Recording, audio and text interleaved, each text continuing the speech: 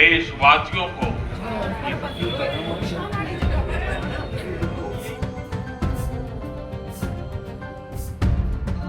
1896 में उसमें यही गीत गाया गया था। और मैं सोचता हूं कि 1905 के बाद इस वंदे मातरम के नारे ने संपूर्ण देश को जगा दिया। केवल और केवल कलकत्ता ही नहीं जागा, तो इस नारे के कारण से संपूर्ण देश जग खड़ा हुआ। सारे आंदोलनों का मुख्य नारे के रूप में अगर कोई गुण सुनाई देती थी तो वो वंदे मातरम। हर संघर्ष का मुकाबला होता था सत्याग्रह का, वंदे मातरम। गोलियों का मुकाबला होता था, गोली से नहीं, वंदे मातरम के नारे से होता था। इस आजादी के जंग को जिस स्वरूप में बनाना चाहिए अभी तक नहीं बना पाए। सामान्यतः मैं सोचता हूं कि कोई व्यक्ति, चाहे वो स्कूल में पढ़ता था या कॉलेज में पढ़ता था, उसने वंदे मातरम के इस आंदोलन में अपने आप को शरीक कर दिया था।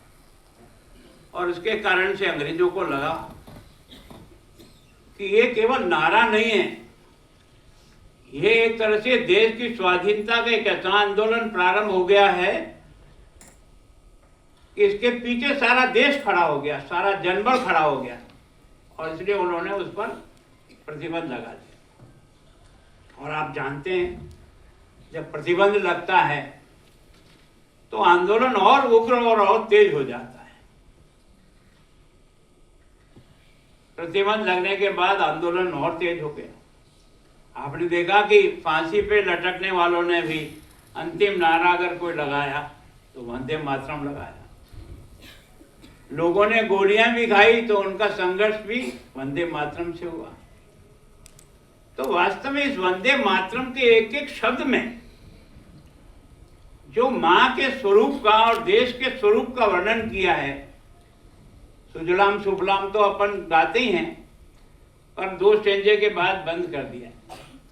तुम्ही दुर्गा, तुम्ही शस्त्र पहनी, धरणी भरणी, मतलब एक एक शब्द जो है ना वो हमारे तारों को हिला देती है। मैं सोचता हूँ जब सावरकर के जीवन के बारे में लोग कुछ कहा करते हैं, टीका टिप्पणी करते हैं, मैं सोचता हूँ कि सावरकर ने किस प्रकार से देश के इस आंदोलन को खड़ा करने का प्रयास किया। और जब जहाज में कैद होके आ रहा था तो लैट्रिन के मुंह से अंदर कूद करके उसने एक तरह से इस आंदोलन को आगे बढ़ाया। और शायद दुनिया में किसी आदमी को 2 जन्म की कारावास नहीं हुई होगी। लोगों को शब्दों के कह देना तो बहुत आसान है, पर 2 जन्म की कारावास, और वो भी अंडमान निकोबार की जेल में, अगर आपने जाकर के वो जो कुटिया है जिसमें उनको रखा गया उसको अगर देखें ना तो रोंगटे कांप जाए। कितने लंबे समय तक कोई एंड ही नहीं है, कोई पता ही नहीं है कि कब क्या होने वाला है। और जब वो जेल में कोलू में तेल पीसने आता था तो एक दिन उसका छोटा भाई भी वहीं मिल गया। उसने कहा, भैया तुम भी? हाँ। 2 भाइयों की आंखें मिली। देश के लिए किस प्रकार का समर्पण लोगों के परिवार ने किया है। हमारे यहाँ भारत परिवार है, उसने देश के आंदोलन में जितना परिवार को होमा है ऐसा उदाहरण शायद पढ़ने को नहीं मिलेगा। दुर्भाग्य हमारा यह रहा कि हमने उन सारे वीर सपूतों ने जिन्होंने देश की आज़ादी के लिए इतना जीवन का संघर्ष किया, हमने उनको कहीं भी लिपिबद्ध करने का प्रयास किया